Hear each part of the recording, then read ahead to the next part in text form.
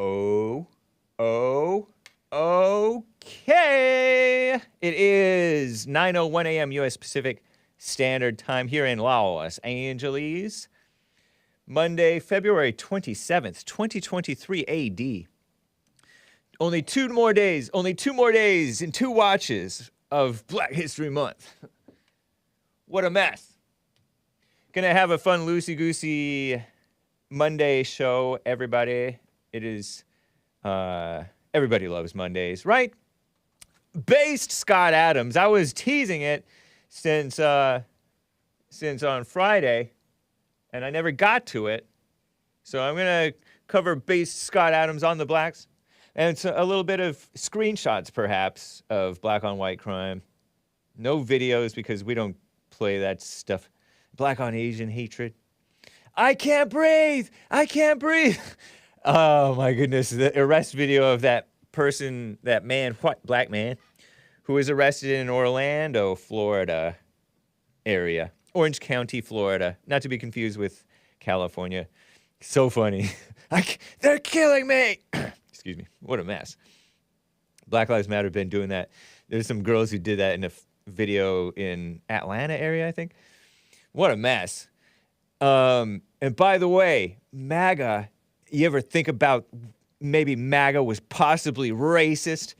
Make America great again. When was it ever great for the blacks? And by the way, African Americans built this country. That's what Trump says.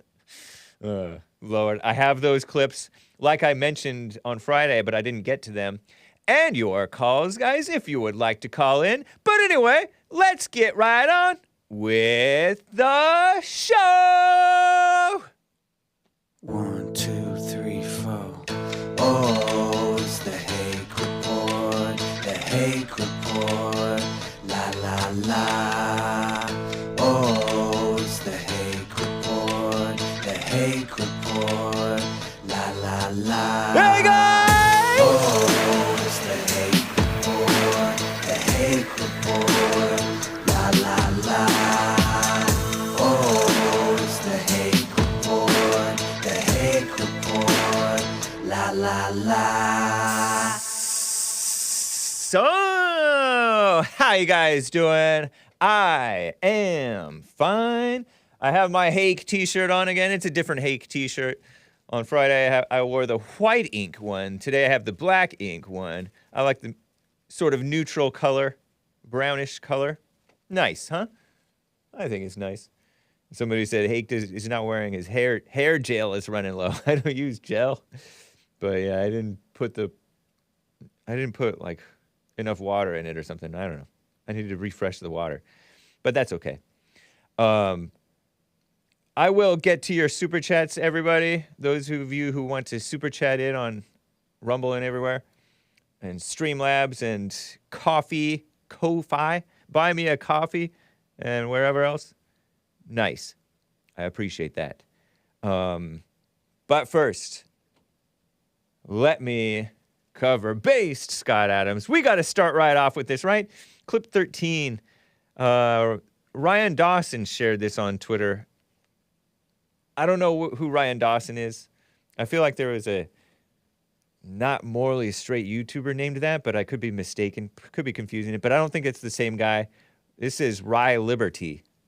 So a not morally straight YouTuber would probably be a liberal, and this person sounds like he's for liberty of some sort, not a total liberal. So he asked, is this real or deep fake? And I saw this last week. Been meaning to share it with you. 2 minutes and 51 seconds long or so. Here's Based Scott Adams, the Dilbert creator. He's been on the Jesse Lee Peterson show. JLP covered him. If you watched the Jesse Lee Peterson show or listened, then you heard this already. But here's my clip of it. He's been on the Fallen State as well, by the way. Here he is on the blacks who don't like white people. So if nearly half of all blacks are not okay with white people, according to this poll, not according to me, according to this poll, that's a hate group. That's a hate group. And I don't want to have anything to do with them. And I would say, based on the current way things are going, the best advice I would give to white people is to get the hell away from black people. Just get the away. Wherever you have to go, just get away. Because there's no fixing this. This can't be fixed. Right? This can't be fixed. You just have to escape. So that's what I did. I went to a neighborhood where, I have a very low black population. Because unfortunately, there's a high correlation between the density. And this is according to Don Lemon, by the way. So here I'm just quoting Don Lemon when he notes that when he lived in a mostly black neighborhood, there were a bunch of problems that he didn't see in white neighborhoods. So even Don Lemon sees a big difference in your own quality of living based on where you live and who's there. So I think it makes no sense whatsoever as a white citizen of America to try to help black citizens anymore. It doesn't make sense. It's no longer a rational impulse.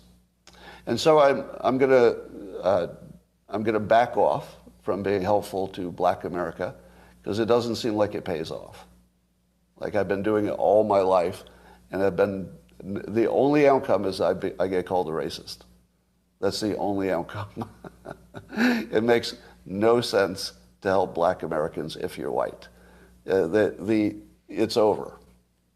Don't even think it's worth trying. Totally not trying. But those who don't want to focus on education, you just need to get away from them. Just get as much distance as you can. That's my recommendation. And I'm also really sick of seeing video after video of black Americans beating up non-black citizens. Yep. I realize it's anecdotal, and it doesn't give me a full picture of what's happening. But every day I look on social media, and there's some black person beating the out of some white person. I'm kind of over it. I'm over it. Right? So I quit. So that was Scott Adams, the Dilbert comic creator. I used to read Dilbert sometimes. It was kind of fun about office culture, of which I don't know much. That was from episode 2027, Scott Adams. AI goes woke. I accidentally joined a hate group. Trump and policing in schools, or something like that, or policing schools. From Real Coffee with Scott Adams. He streams out on YouTube and elsewhere, I think. He used to do Periscope. Remember Periscope? Used to be connected to Twitter. Real Coffee with Scott Adams YouTube channel. February 22nd, 2023. And he was referencing a poll by one of those poll people who asked, are you okay with the phrase, it's okay to be white? Something to that effect, It's okay to be white. Fine or not fine? Strongly disagree, strongly agree, somewhat disagree, somewhat agree. No opinion. And apparently half of blacks somewhat disagreed with that, or some even strongly disagreed with that. And the it's okay to be white line was promoted by racists, meaning people who don't hate whites, people who want everybody to love the whites or want to promote love for whites. And it's called racist to say, oh, it's okay to be white in colleges and everywhere. And people are I heard that pollsters are having a hard time polling people anyway. I heard that the same group that polled the people on this are the same group that said 40% of blacks are going to vote for Trump. Or something to that effect. Could be wrong. But it's more than just a single poll that Scott Adams is judging this thing on. And I've heard that he talked to other people about this. That Hotep Jesus guy, weird black guy who thinks he's independent thinking. I don't know much about him. But he was saying, oh, I know that in these black communities, it's all messed up because of systemic racism. It's not their fault. Scott Adams was saying that. I don't know if he means that or not. But the reality is, and everybody knows it too, blacks think whites are racist when blacks are the ones who are the ones hung up on the race thing more than the whites are. And the blacks are the ones hating the whites. Not so much the other way around. Of course, the whites are just scared or pandering, and that only feeds more hatred. There was a tweet from Ron Flipkowski. I read on Hake News that a bunch of newspapers dropped his Dilbert comic strip. And according to his Twitter, he tweeted at Jesse Lee Peterson, because Jesse Lee Peterson said he had to have known that the newspapers were going to drop him after he said this. And sure enough, they did. I'm like, really? He knew that? I mean, it only makes sense if you're thinking ahead. I guess I never had to be concerned about that. I've never worked at a job where I get in trouble for my politics, for running my mouth. I may lose friends, but I don't think about getting fired. We'll see. We'll see what happens. Or getting my... I've never had a comic strip that I had to kiss up to the liberal media. Ron Flipkowski, my favorite liberal, one of my favorite Twitter liberals. And I may be using the term favorite a little loosely, but I refer to him a lot, so he is a favorite, right? I favor his tweets for coverage on the JLP show. He gets a lot of views. Here's this tweet. Scott Adams, a hater. Scott Adams tweeted, Dilbert has been canceled from all newspapers, websites, calendars, and books because I gave some advice everyone agreed with, meaning stay away from people who hate you. And by the way, there's a lot of black on white crime, anecdotally, of course. But I'm sick of it. And Ron Flipkowski didn't quote tweet, he screenshotted it and said, I always like stories with a happy ending, because he's happy. Evil ex-conservative, so-called conservative, not a Christian, by the way, Ron Flipkowski, former prosecutor turned lawyer, liar, defense attorney, Sleepy Joe Biden supporter, former America supporter, now, but never Christian, now Ukraine supporter. He has a Ukraine flag on him on his Twitter profile thing. Says, I always like stories with a happy ending. He's gleeful. Evil people gleeful at evil befalling an innocent man, Scott Adams, who told the truth.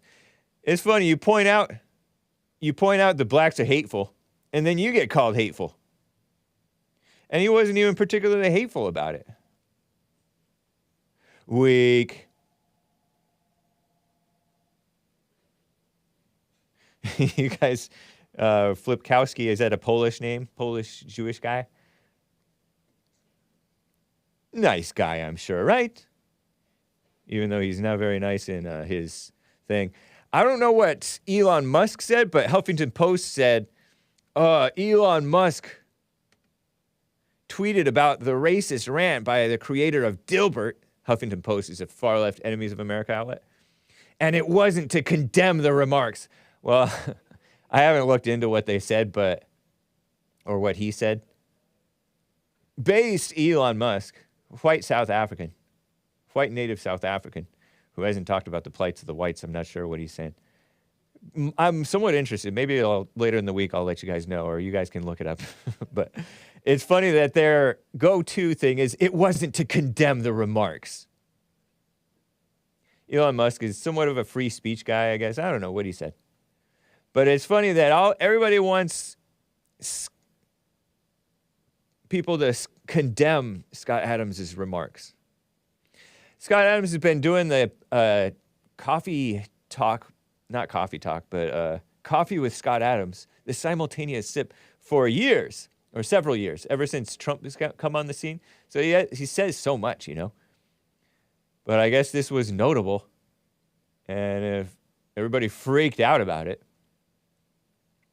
Well-known guy. He tends to play it safe in what he says. fair-minded. He's even for the vax, I heard. Some people just totally turned on Scott Adams for being for the vaccine because he's sort of a normal guy.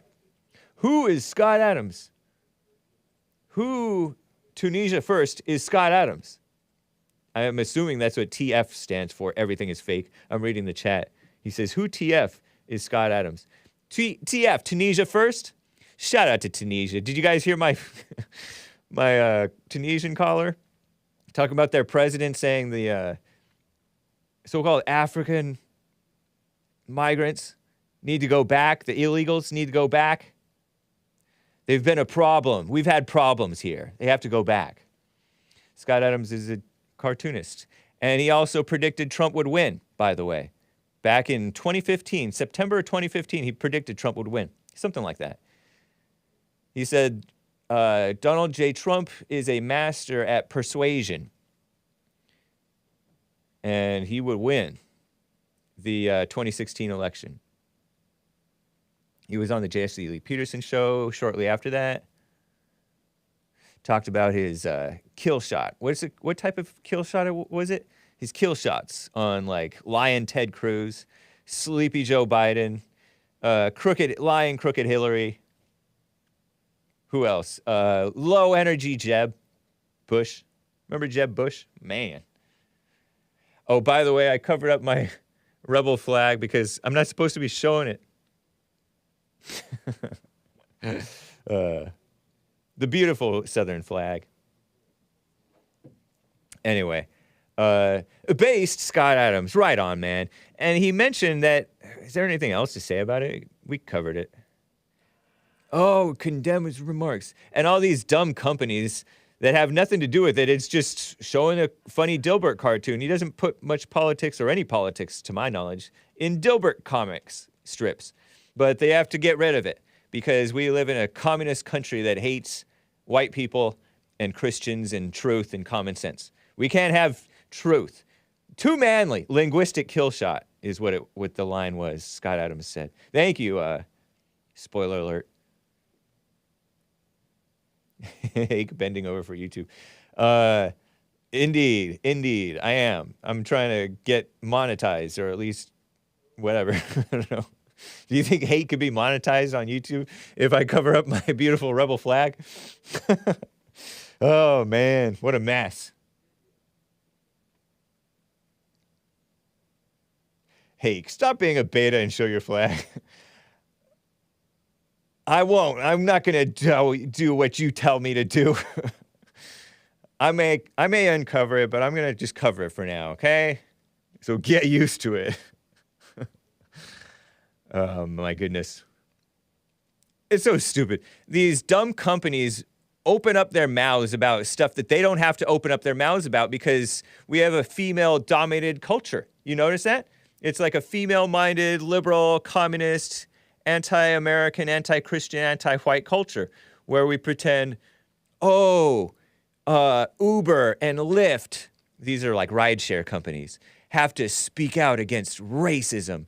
So after Georgia, Florida got the knee on his shoulder blade, a little bit neck area, and everybody felt sorry for Georgia, Florida, because he had a white cop sitting on him to hold him down. Georgia, Florida, the drug abuser, who tried to pass a couple of fake 20s and was acting erratic and resisting arrest and freaking out, tripping on drugs, seemingly. We have to pretend that's racism. Oh, it's racism, black victimhood somehow. We're going to mind read Derek Chauvin. He had a racist look in his face. He didn't care about the life as he was purposely squeezing the life out of Georgia, Florida. Georgia, Florida. I got that name, Georgia, Florida, from the late, great, I don't know if he's late, but Earl from Michigan, my second favorite caller. Terrible. And everybody's like, oh, we condemn racism. Even the Girl Scouts turned all anti-racist after Georgia, Florida. Stupid organizations that felt that they need to join into the hatred of white people and pretend that blacks are such victims. Dude would be alive today if he just got in the car, says our resident health expert, Lisa, on Facebook. I think that's her personal opinion, not her professional opinion. Maybe it's a professional opinion. Our resident health expert, Lisa, says, dude, as in Georgia, Florida, my daddy changed the world. Pray for Georgia, Florida's daughter. It's Black History Month. We honor the blacks on Black History Month. Poor girl. She said, my daddy changed the world. Yeah, for the worse. And I wonder if he would even be happy about it. He seemed like he wanted to be a Christian and get his life together. Georgia, Florida.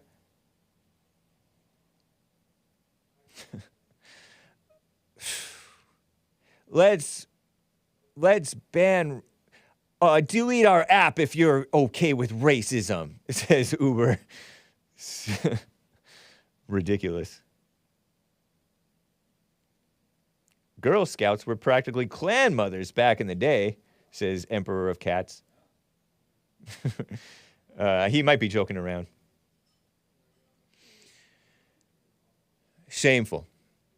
What a backwards, upside down world, right?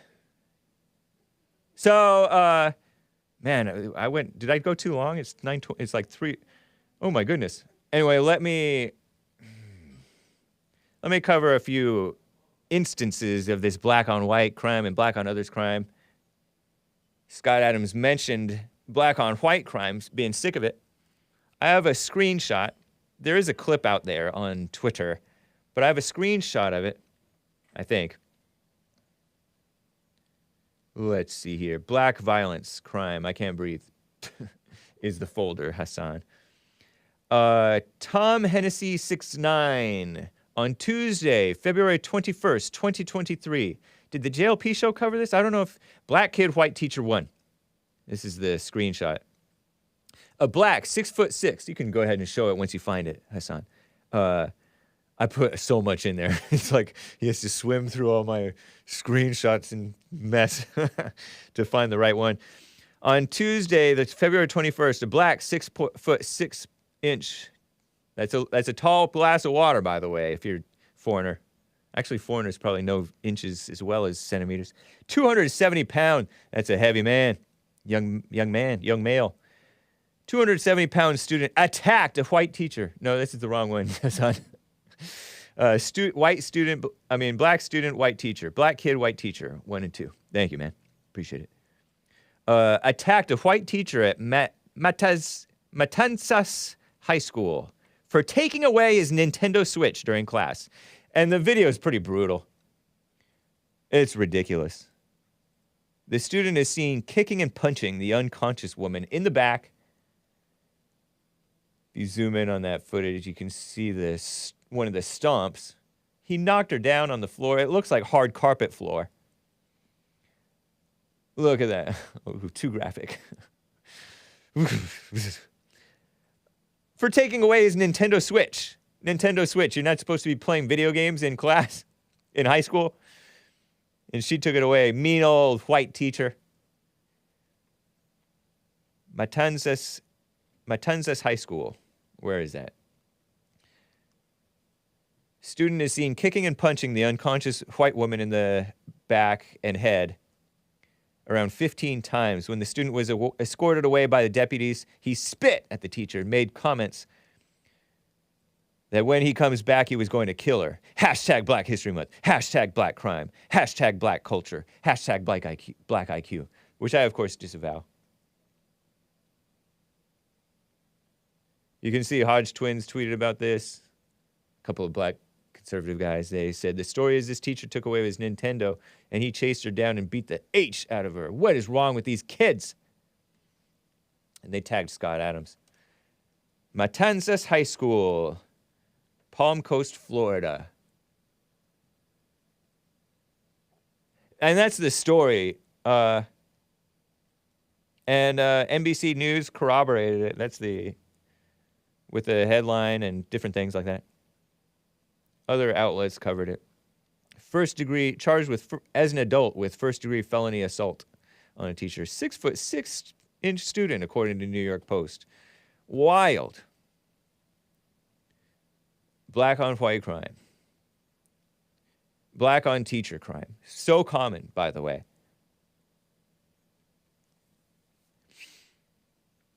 She was trying to help she was trying to help the boy. The young man. The teenagers. Yeah, he was arrested. Charged as an adult. Goodness. Scott Adams may be onto something about stop helping. Sheriff David Clarke, who beat out JLP in the Coon Awards one time. Oh, I shouldn't say that. I disavow that word. I'm not supposed to say that. I'm not black. Sheriff David A. Clarke on Twitter talked about black crimes against Asians, and he quote tweeted Asian crime report. Active Asian on Twitter said, a black man in New York harassing and bothering, well, that might not be a crime, an Asian woman. These racist incidents are not one-offs. They happen every day in America. The mainstream media just hides it, so people call us anti-black for calling it out. And David A. Clarke Jr., Sheriff David Clarke of Milwaukee, who brought the murder clearance rates, homicide clearance rates in his area in Milwaukee when he was in charge, up to 60% or 80%, I think, according to his bio, 80%. JLP has interviewed him on the J.C. Lee Peterson show, Sheriff David Clarke. 80% murder clearance rates. That means they solve the case, roughly. The cops basically solve the case. Arrest, or they find the guy's dead, or whatever. You know, the suspect for the murder. They arrest the suspect, the person whom they think is the suspect anyway, innocent unless proven guilty.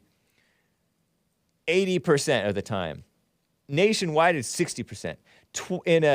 In like Chicago, it's like hovers around 20%, sometimes 17%, sometimes 23%, 25%. Maybe it's up to 28, 30%. Maybe it's 35, maybe it's even 40%. That's pretty good. Meaning most people still get away with murder in Chicago. And I would venture a guess that most of those are blacks getting away with murder of other blacks, I would guess. And then elsewhere in those high crime areas, they get away with murder. Oh, but Colin Kaepernick is worried about cops getting away with murder, getting paid leave. It's not murder that cops are doing most of the time. David A. Clarke says, blacks have the highest rate of crimes against Asians, more than any other race. Leave those people alone, dang it. He didn't say dang. Sorry, kids. But he's talking like a man. When you're a man, in this sort of instance, maybe you can say that word.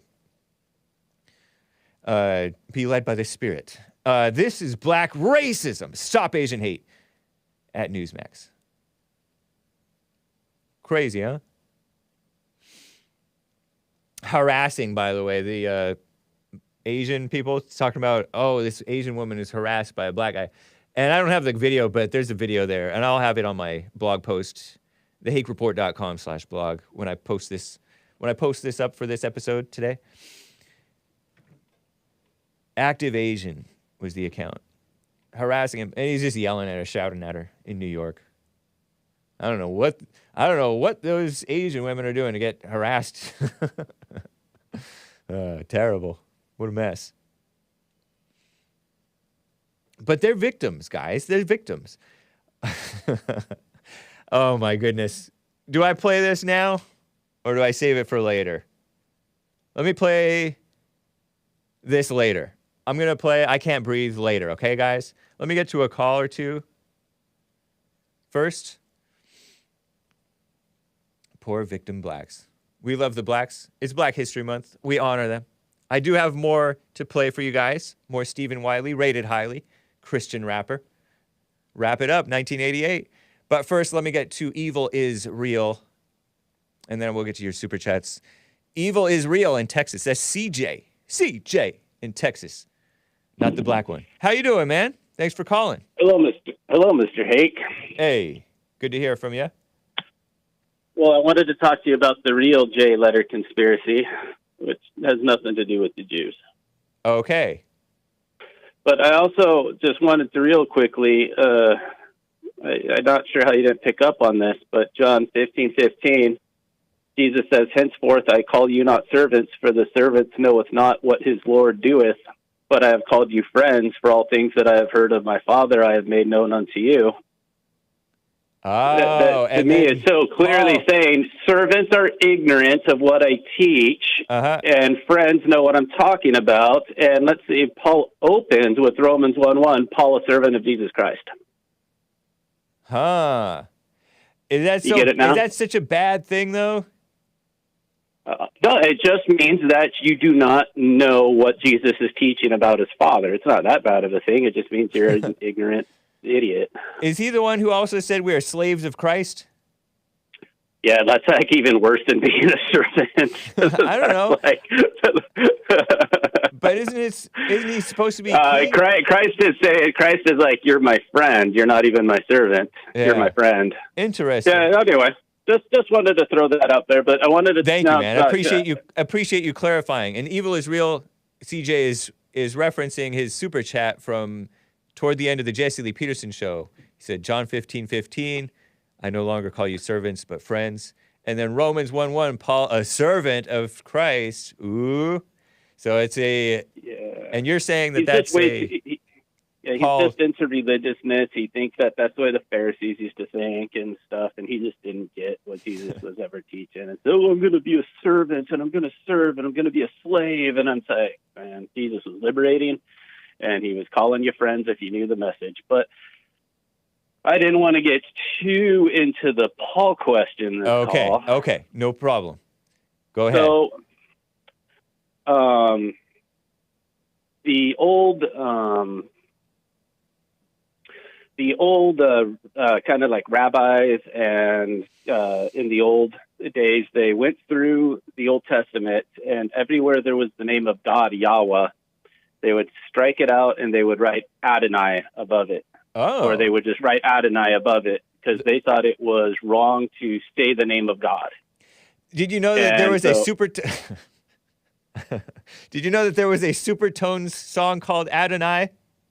Supertones Strike Back. You know who Supertones are?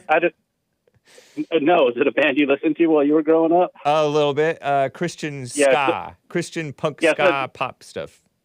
Yes, and no one other than you and your brothers know who that is. My brothers didn't know Supertones. But anyway, okay. But yeah. That's funny. So they replaced all of the instances of YHWH, Yahweh, with Adonai. And they would say Adonai. Now, Adonai... DC Talk pronounced it Yahweh. Oh, that's nice. But DC Talk, the rappers, they said, Yahweh. Oh, Yahweh. Yeah, it's spelled with the same vowel consonant arrangement as Torah, and we don't say Torah. So, I mean, just wrong. Okay. But like I'm saying, there's been a pronounced movement to mispronounce and not say the name of God by these Hebrews. So, yeah, they also instead of Yahshua and Yahweh instead of Yahweh. It's just you're just listening to what the conspiratorial Jewish teachers have misled. So they're the ones who also say that they spell it G-D rather than G-O-D. Yeah, well, I mean, that would be not the Hebrews doing that. Okay. I mean, not the Hebrew-speaking people doing that. But the people, same idea, though, about respect for God. You're not supposed to say his name. Something like I guess. In the Old Testament, God says, keep my name. But, out your mouth. And then, no, it doesn't say out your mouth. And so instead of keeping his name, they erased it out of the entire Bible, which is, wow. That's what God wanted. So then they got rid of all the YHWH and they replaced it with Adonai. Now, Adonai kind of means Lord, but it also has like a protector aspect to it. So it's more like a protector guy that's in charge. Okay. The actual Hebrew word for the word Lord is Baal, which is say the that again? name that the actual Hebrew word for Lord is B-A-A-L. Like with Baal, like the false god, the golden calf Baal or something like that? Yeah, God named Satan Lord. Whoa.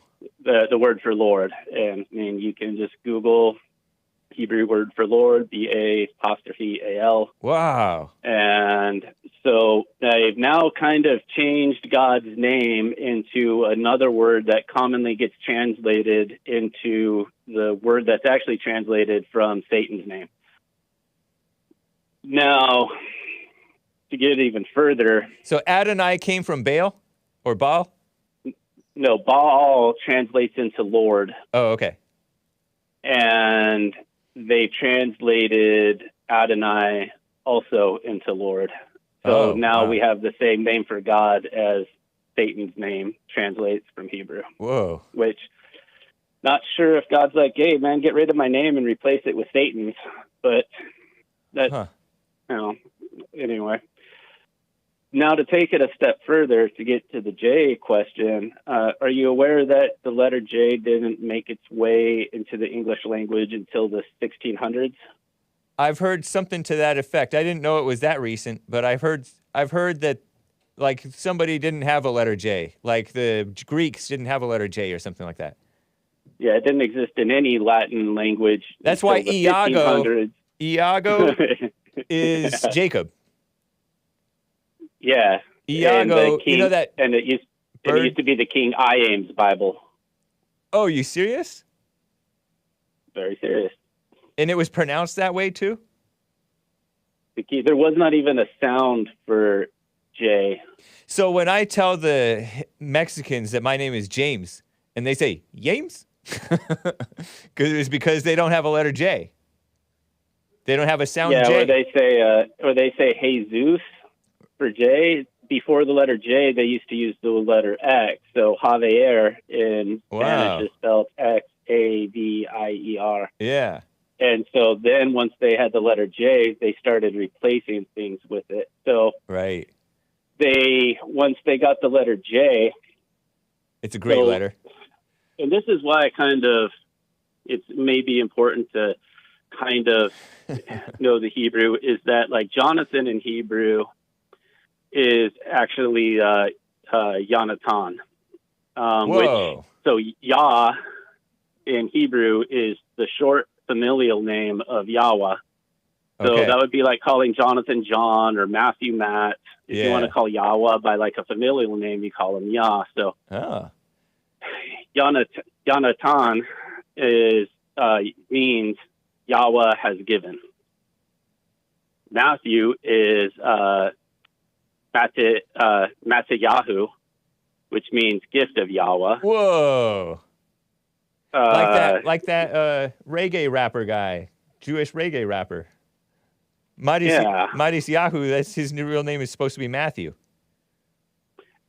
Yeah, and like who knew? And like Jacob is Yaakov, and that means follower, but I think it also also means may Yahweh protect. I'm glad we have the letter J in America. It makes me feel more comfortable. Yeah. Yahshua meant Yahweh delivers or Yahweh saves. Yeah. Which is Jesus' real name. It feels too Arab for me. I'm uncomfortable. So what there was all these Yahs left in all these people's names in the Bible. And so by introducing the letter J and replacing all of the Y's with it, they were able to eliminate God's name completely from the Bible and get rid of every single instance of it that was even left over in other people's names. Wow. Yeah. YH. Pretty awesome. YH. You know who did that, right? Was that would be the descendants of the Church of Paul that absolutely adopted the Bible, and then read King James Bible, and the Roman, and everybody descended from the Roman churches to systematically remove God's name from every single use that had appeared in the Bible. 5 Enelgas on one says YH means I am. YHWH is the form of Haya, which means to be, and it means like I am. Oh, okay. But you should probably call God He is. Oh, okay, rather than I am. Right. Right? So are His you one name of? for him is Do you, I am. His name, your name for him is. so he when is. Jesus said "I am," did that mean that he was saying that he's God? I wouldn't think so. I mean, anybody can say I am. That's just what God told you to call him. Because when he said before Abraham, you know that he says before Abraham was, I am. Right. So it just means he was around. Is that what it means? Like, what does it mean to you when he's? How would you? Okay. After Abraham was around, I am right now. That doesn't mean that I'm Yahweh. Right, but he says Yahweh's name is a Abraham verb and a was word. before Abraham was, I am. Yeah. How do you take that? That Jesus was in the celestial kingdom with all of the angels, just like Lucifer was around before Abraham. That's how I understood it as a kid too, man. You can't take every use of I am in the Hebrew language and say that means God. It's a very common verb. I mean, that's like saying, oh, the Word was with God and Jesus is the Word and the Word is this and this and this, and then it's like, yeah, he clearly says that he's not God when he calls out my God. Right. My God, why have you forsaken me? Like, and that was so he has a God that left him. And what was that? What was the meaning of that when he said, "My God, my"? He was on the cross and he was quoting one of the Psalms, right? When I think David's words, King David's words. Well, he was about ready to go to Shaul to suffer for 3 days, meaning hell. And Shaul, Shaul is hell because it's a place that is apart from God, and God doesn't exist in Shaul, so you can't have any relationship with God if you're in Shaul. So wow, God detached himself from Jesus so that Jesus, that's what I think, is so that Jesus could go to Shaul and God couldn't accompany him into that part of his suffering. Interesting, man. Yeah, well, but anyway, that's the conspiracy of the letter J and how it was introduced to obliterate all vestiges of the name of God from the Bible. And does it matter though? Because in different languages, matter at all. It doesn't matter at all. No, you should always take a name, and you should not translate. First of all, these aren't even translations of names; these are just completely different words. But if you want to, but really, names should be transliterated. So Nebuchadnezzar, we didn't translate his name; we just transliterated it so that it still sounds the same. Okay. And that's what you should properly do with people's names: is transliterate them, not translate them. So if you want, like, Jesus is not a translation of Yeshua. The translation of Yeshua into English is Yahweh saves.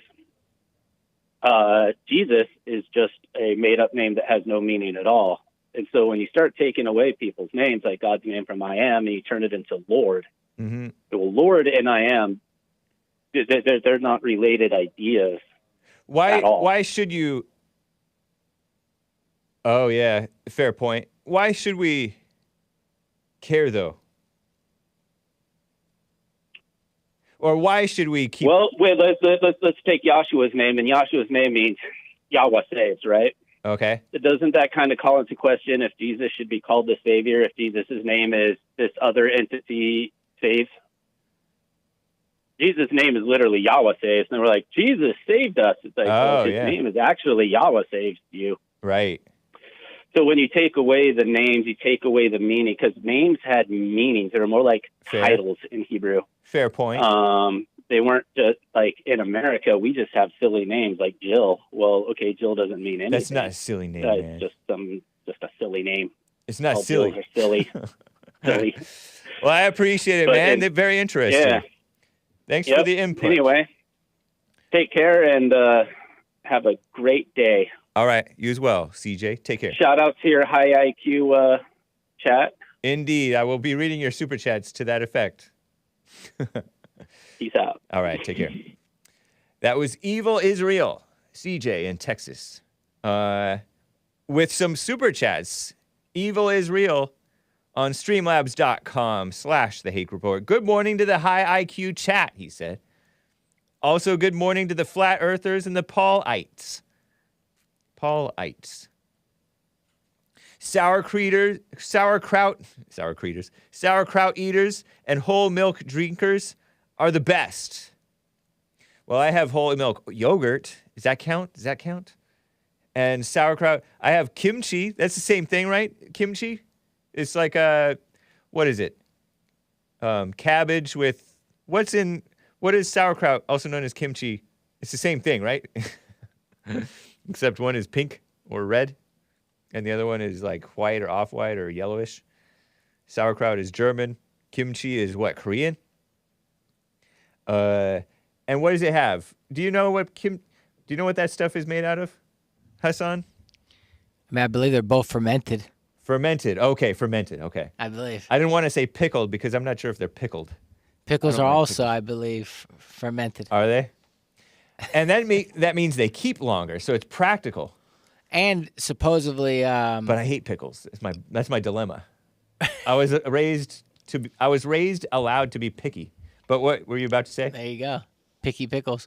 Yeah, I think the fermented has a lot of what is that, like probiotics? I've heard something to that effect. Okay, and that's good for you. It's like good bacteria. Supposedly, yeah. Some probiotics are too much for you, and I'm on the side of I'm for it. You're for probiotics. Yeah, but not all probiotics are good for you, I think. Interesting. Yeah, I've heard that you can have too much, or you can have the wrong kinds, or it's kind of a untested fad. True. But I agree with you. I mean, one doctor told me that the best probiotics is just yogurt. Yeah. Just normal yogurt. That's the best. Well, that's what he said. That's one guy's opinion. Yeah. Probably true. Yeah, probably so. And so, okay. And how do you ferment it? Or how do you pickle something? Because pickles are kind of gross to me because it's like overly salty, and I like salt. And it's like overly like, what is it, vinegar? Or I like a little vinegar now, but I wonder what it is. Because I like what pickles are made out of. Fine, like what is it made out of? Cucumbers, right? I can eat cucumbers. So. It's just nice. It's normal. It doesn't taste like anything. Yeah, how does it get to being gross? Pickles. And mushy and. Ugh. It's a good point. It's overpowering taste. Don't put them on my burger. I can't even have the residue on my burger. Really? Yeah, of it's the too pickles. Gross. Ugh. What about on Chick-fil-A sandwich? No, I don't like pickles at all. Really? Yeah. So you say no to the pickle on the Chick-fil-A sandwich? Right. Yeah. No mustard, no mayo, no pickles, no relish, no ketchup. I'll have a little bit of ketchup nowadays. Just a touch. Just slightly dip it with the fries. I just like a cheeseburger with nothing on it. But now I have a cheeseburger with lettuce, tomatoes, and grilled onions only. That's my go-to for In-N-Out. Interesting. Yeah. Sauerkraut, it's supposed to be good for you, though. And sauerkraut I've started to like by itself. But I don't like it on the sandwich. It's like too much. What sandwiches do they have those on? Pastrami or something like that? Not pastrami. Maybe. Some people just have sauerkraut sandwiches. I know, man. Or that might just be a slur. Right. Oh. That I've heard someone say. Yeah. Ugh. I'm too picky. But thank you, Hassan. Appreciate that. Thank you. The expertise. Ecusole. EQQUSOLE. Bought 3 coffees on buymeacoffee.com/The Hake Report. Good morning, Hake. Today is Sunday, February 26th, 2023 AD, meaning yesterday. Hope you have a great day. By the way, I used to live in Temple City back in the early 2000s. Nice. Me too. Actually, the early 2000s. Yeah, early 2000s I lived there, and then I lived in Covina, then I lived in Sierra Madre, then I lived in El Monte, then I lived back up in Temple City, and that was fun. I don't miss living in SoCal, he says, but I do miss Irwindale Speedway. Nice. Irwindale Speedway, I've been there once. Alex DePepes. You got my mouth watering, man or woman. Alex DePepe is almost as good of pizza as Little Caesars. Almost. Little Caesars is the best. And of course, the San Gabriel Mountains. Indeed. Thank you, man. Taking me back with the sunshine emoji, sun emoji. Very nice. Ekusole. Ekusol. I don't know how to pronounce your name, man. Or woman. But I appreciate that. Let me check over here on co-fi.com/The Hake Report. So hard to listen to. Delilah gave a tip. Society listening to Satan going wild. Laughing face emoji with crying. Laughing face emoji with crying. Laughing face emoji with tears. Laughing face emoji with tears. Thank you, Delilah. And I assume that is the lady who calls me Samson. Very nice. Male picky eaters seem kind of beta to me. Sorry, says Lisa, our resident health expert. Accurate. Maybe I'll get better one day. I did, to my credit, not even choke. I did take down, when I was working in a Broadway style show one time. Sean out there, if you're listening. I worked a show one time. I was working on the stagehand type of a guy. And the guy who was in charge of us bought us all burgers from this place up in Hollywood and Vine. And I disavow that, Jupiter. That's not okay. Okay, that is true. Anyway, and I ate it. I could tell it had pickles. It probably had 1,000. It might have had mustard and all that stuff. I was hungry. I'm like, I know all this stuff is edible, so I'm eating it. I didn't totally enjoy it, but it wasn't that disgusting because I had a made-up mind that I was going to eat it. That's the only time I've ever done that. Oh, spoiled Hake. Spoiled Hake. I'm shaking my head. Life would be simpler if I didn't have to specify things. I look at the menus, and some of these things look good. If only I could say leave off the this or the that. But my mother let me make a peanut butter and jelly sandwich or have cereal instead of, I don't know, shark or halibut I ate sometimes, but shark I didn't eat. And stuff like that. Broski Bear concurs. I agree. Men who are picky eaters are beta. Also, men with food allergies are beta. I guess that leaves Hake and Joel Friday in the beta pile. I don't know if I should put Joel Friday's business out there. Joel's not allergic or anything to anything. Evil Israel says sauerkraut was on Captain Cook's ship that sailed around the world and prevented scurvy due to its high vitamin C. I've learned to like sauerkraut thanks to that other thing that is called that too. Kimchi. Thank you, Nick. Our resident food expert. Anyway, that's enough of that. I'm going to play some I Can't Breathe clips. They're funny. I'm going to play some MAGA is racist type mess in a clip from Uncle Tom 2. It's very based. It has JLP in it. Very cool. Trump, African Americans built this country and other stuff. And your calls if you would like to call in. But now is time for some music. It is Black History Month. And it is... It's meant to be a joke, but now I'm like full-blown celebrating Black History Month. Only 2 more days, guys. It is Stephen Wiley, rated highly, Christian rapper from 1988. Wrap it up. And this track is entitled Why I Rap. I hope you enjoy it. I know I do. You musical Philistines, cover your ears or press mute or press pause and then fast forward. It's only 3 minutes long, or grin and bear it. And I'll be right back for hour 2. Hang tight. Some people rap about clothes. Some rap about cars. Guys rap about girls. Girls rap about boys. Others rapping about money and things they buy. Some even rap about drugs and getting high. Some rap about love. And people rap about life. Others rapping confusion and causing strife. Now teachers rap about teaching. Schoolers rap about school. Guys rapping on the corner think they're being cool. But the reason I'm rapping, my purpose in life is to rap about Jesus Christ. Teenagers rapping on the phone, hours at a time. Dad tries to call, but you're tying up the line. Rapping about stuff that really doesn't matter, 'cause everything you rap about is only idle chatter. Athletes rapping about playing their sport, like hooping the ball at the basketball court. Singers rap about singing, sailors rap about the sea, but none of these things are important to me.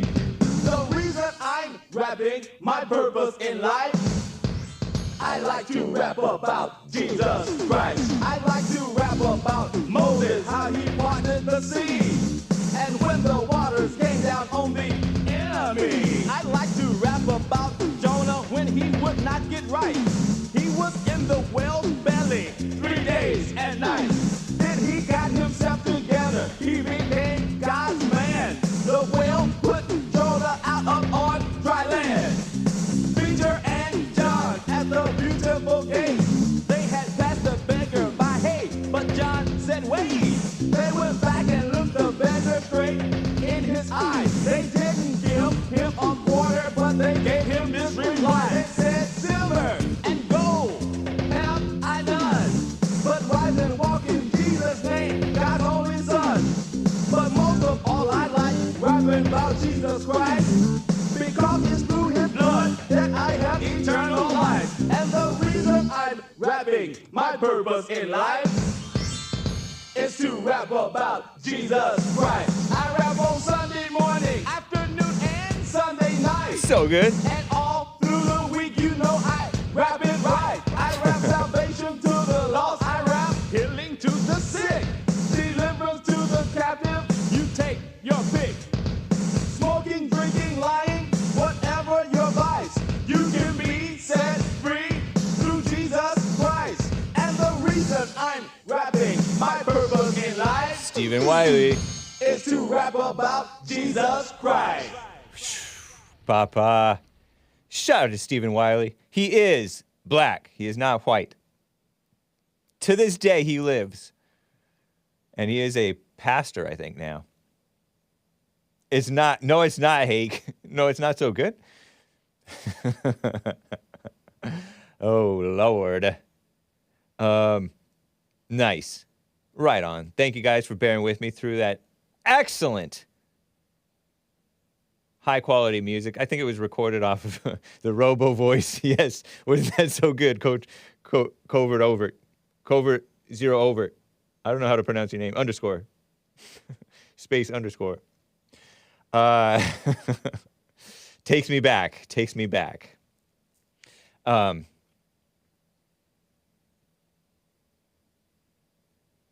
You know what's not based? This. I'm shaking my head in advance of this. Clip 12, I guess 12A. This is from I Am Yes You Are No on Twitter. Oh, look, another rich Hollywood elitist telling me what an awful racist place America is. It's about a minute long. And this is Bryan Cranston the name of the actor or the name of the character? Actor? Okay. I think this is Bryan Cranston, and I don't know when this was, but he's talking to Wallace, Chris Wallace or Mike Wallace. Not the good one, the son. The son of the legend, not the legend, according to Trump bashes Mr. Wallace. I think it's Chris Wallace. Formerly of Fox News, then he went to CNN Plus, and then they canceled CNN Plus. He went to work for CNN. No more black music, Hake. We'll see. We shall see. Here he is talking about Make America Great Again. When was America great? Here he is. How did we get to a point where we treated other human beings as slaves and we're okay with that?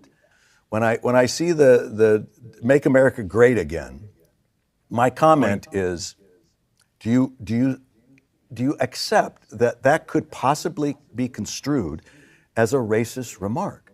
And most people, a lot of people go, how could that be racist? Make America great again? I said, so just ask yourself from an African-American experience, When was it ever great in America for the African American? Song of the South, baby. When was it great? So if you're making it great again, it's not including them. So it's to teach us in the woke world to open up and accept the possibilities that our privilege has created blind spots for us. And maybe I haven't seen what is really happening yet in all my years.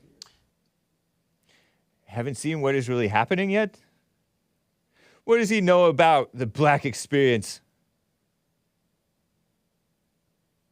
Actually, America's quite great for blacks right now. And back then, better, more sensible, for more of them. This guy is the same guy from that TV show called Breaking Bad, where he plays this science teacher, right? He's a science teacher, and then he catches cancer, and then he feels that he has to start selling meth or making meth and selling it, or making it meth and having other people sell it to make money. I heard it was a good show. I saw parts of it on Place Boing. You ever seen the Place Boing remixes? That was my introduction to it. And there's a younger guy who's even more cringy than that. And that's pretty cringy, as Bryan Cranston pretending that it's so terrible for blacks. He doesn't even know African-American experience. They're not African-Americans, man, but he doesn't know that. That's okay.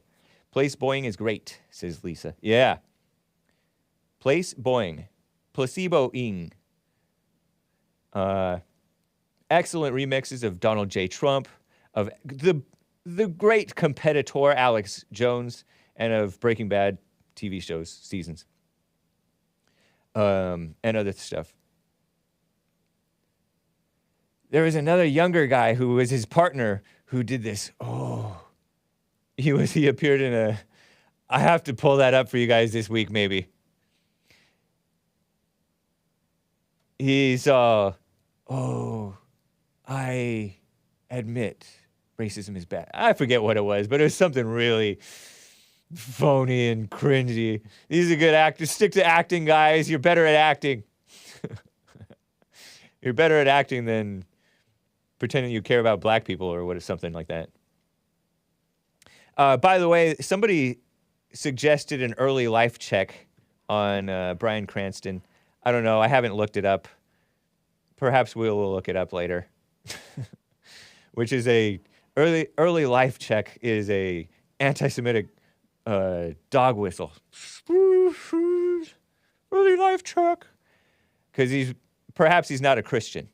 He's certainly not coming from a Christian world, because Hollywood and all that stuff, the entertainment industry turned very anti-Christian after the backlash against the anti-communists. His father, Nick did the early life check for me. According to Wikipedia, very reliable source, his father was half Irish. Oh gosh, those Irish, what the heck?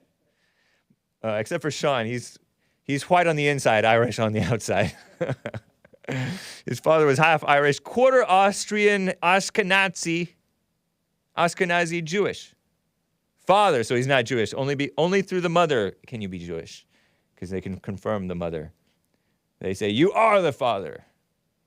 That's why they can't say whether or not Jesus' father was God or not. They can't confirm it.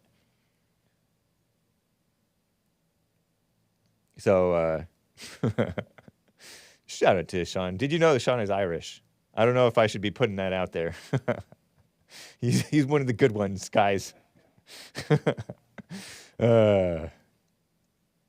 White on the inside. He's whiter than Hake on the inside. Anyway, let's refute this nonsense gobbledygook from Bryan Cranston with this little clip from what Chad O. Jackson, what a Chad, of Uncle Tom 2 fame. He was on The Fallen State, had a great interview on The Fallen State several months back. He tweeted, one of my favorite parts of Uncle Tom documentary, part 2, of course, with JLP Talk, that's Jesse Lee Peterson, and Larry Elder. almost 3 minutes long, but it's a good 3 minutes. This is from Uncle Tom 2, and it's talking about the when America was great for JLP, growing up on the plantation in Alabama under the Jim Crow laws, and Larry Elder and his father growing up in L.A. Here it is. 12B is the one. I grew up down in Alabama.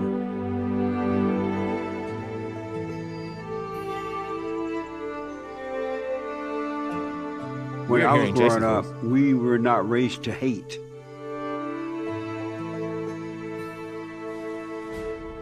We were never taught that America was bad and that we were not Americans. Look at all these blacks marching. We were raised to love America. Being all appropriate. We were taught about slavery, but not in a way where it made you hate.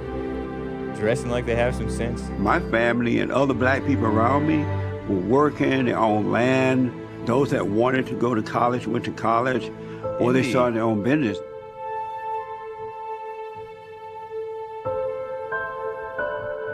My father was born in 1915 in the Jim Crow South. Larry Elder. Athens, Georgia. My father always taught my brothers and me that the door is wide open. I never felt like I was a victim. I never even felt we were poor. I remember thinking my father was rich. I remember asking my father for a quarter. He went in his pocket and he gave it to me. I thought my dad was rich. My dad was a janitor. Elder did not come to his politics by accident. His father, Randolph, was dirt poor with little education. He went to night school, held down 2 jobs, and raised a family. He was a janitor until I was 10 years old. Then he started a little small business, a cafe not too far from downtown LA. And my father was always about working hard and not making excuses. When Larry says, look, if you just forget the issue of racism, just put your head down, study hard, work hard, you're going to be all right in the end. You think that's true? It worked for me. That's his dad. It worked for me. I think it's his dad. Nice, huh? That was Black America, but it's an America that we don't learn about, specifically because whenever you have something to be proud of, people have less of a chance of controlling you. People walk around talking about make America great again. Al Sharpton. Give me the date that America was great for everybody. Everybody. It wasn't great for blacks when we were enslaved and then had to fight Jim Crow. And then You didn't have to fight Jim Crow, you loser. Dummy. That was Al Sharpton, who I grew up thinking and knowing that he was a joke. I didn't know anybody took him seriously. Oh, Lord. Brian over on YouTube says, I'm so happy to hear JLP's message on anger. I wake up walking on water. I used to wake up ready to fight like a beta. Thank you, JLP and crew. Nice. Yeah. Wasn't that nice and refreshing hearing a spiritual message of don't be angry on Uncle Tom 2 documentary? That was nice. I liked that. It gave it depth rather than just the old, oh, blacks used to be Republicans. Who cares? Were the Republicans so good back then? So right on, that's when it was great. Bryan Cranston, you poo-pooing the Make America Great Again hats. Nice. It's been great for Al Sharpton his whole life. Al Sharpton used to be great, big, fat snitch rat, says the real Tim Scott, not to be confused with the rhino. Oh, what a mess. You had to put the Shawshank Redemption music, eh? Oh, yeah. I mean, that's movie stuff, I guess. Fair enough. I don't know. I didn't watch Shawshank Redemption still. I'm closed-minded towards it, even though Hassan says, is that the one that it's an emergency that I watch it? Or is that the other one? Absolute emergency. You got a few emergencies. Yeah, I have. Shawshank Redemption's an emergency, and Nightmare Before Christmas. Oh yeah, I do want to. I've wanted to watch Nightmare Before Christmas since I was a kid. Yeah. But it seemed kind of like bad, so my mother didn't let me watch it, I guess. Fair enough. Yeah. But it's time. I know. Those are and Inglourious Basterds. Yeah, I mean, I don't know. Sorry, is an emergency. Okay. I like some of that guy's movies. You saw Uncle Tom too? You know what? Some of it. Okay. I heard it's available on even Amazon now. Oh, okay. Yeah, you don't have to go through Salem, whatever. I think I was going on YouTube, but it would only play parts. Oh. And then it would. Oh, really? Yeah, I think you have to pay to see it somewhere. Yeah. Some way or another. It's not so much the paying for me. It's that I'm like, it's just short attention span. I think just difficult to get to where I got to go to get it. Oh, okay. But I know it's on a website. And, right. True. You know, but I know. It's just laziness. Yeah. I understand that though. Right on, man. So phony, this when was America great? It wasn't great for blacks. Yes, it was. It was better for them. What a shame. Go see it, you cheap man, says Strifecast. Hassan hasn't seen it yet? No, he's not cheap. He's just trifling. Promo code Jesse. I don't think that's the promo code anymore. I don't think that works. And I think it was promo code JLP, maybe? Whatever. Yeah, so... And I like that Bryan Cranston guy. He's fun to watch. And I honestly don't even mind when they put this SJW stuff in these shows. I don't mind it. I see it as sort of a... like I went and watched Hidden Figures in the theaters. I even watched Selma. I almost called it Salem. With all these black movies. And it's really, contrived. You could call it cringy. I don't cringe at it, really. But it's so contrived when they put the social justice-y type stuff in it. I watched this one show where this old man refers to homeless people as the unhoused community. The unhoused community, meaning like homeless people. That's a newfangled word, politically correct, kiss up to the SJW's type word, that instead of homeless bums, the unhoused, our unhoused neighbors. I don't mind that stuff. It's interesting. It's kind of like I'm looking at it as a study of culture and culture manipulation and propaganda, because it doesn't really affect me, I don't think. Even though I know how to kiss up to it and I know how to disavow. That stuff doesn't really bother me. So, anyway. Yeah, Hidden Figures is a good film. You liked it too? Yeah. I saw it in theaters as well. Did you? That's Hidden Figures is the one where it had the 3 NASA gals, black NASA gals. And one of them was that pretty one who sings, I think, right? She's a singer. Yeah, Janelle Monáe. Yeah. And I liked their put-on accents. Isn't it cute? Like cute little country accents. Sounding all country. And based Kevin Costner. Oh, yeah. Kevin Costner was in it. Based. We use the term loosely, guys. Poor Kevin Costner, man. But just don't have high expectations of people, and then you understand you're fine with them. You can appreciate their talent and enjoy the stuff. Since I have you, Hassan, let me jump down to... did you know that there was complaints? And then I'll get to Trump about black Americans. Did you know that there were complaints about... who's that girl? Who's the girl that we prefer to Beyonce? Rihanna. Yes, we would prefer Rihanna to Beyonce, at least musically. Oh, yeah. Oh, yeah, I agree, man. I only know the hits, but some of the hits. But Rihanna, there were complaints. Let me see. Rihanna. Okay. This Poison Sex Super Bowl halftime show draws FCC complaints. And this was from like a Friday or two ago. Many viewers enjoyed Rihanna's halftime performance. So claims degenerate CNN. Without citing evidence. They say that many enjoyed it without citing any evidence. Although maybe many of them work there. And passionately sung along to every song. And CNN put the period on the wrong side of the parentheses here, by the way. Just a side note. Some others, however, believed it was too sexualized. Did you pick up on that at all, Hassan? That it was perhaps too sexualized? I did see the... She's kind of like rubbing her private area or something. Did you see that? Or you didn't even see that? Yeah, I did. I saw that, and I saw the outrage of the complaints. Oh, okay.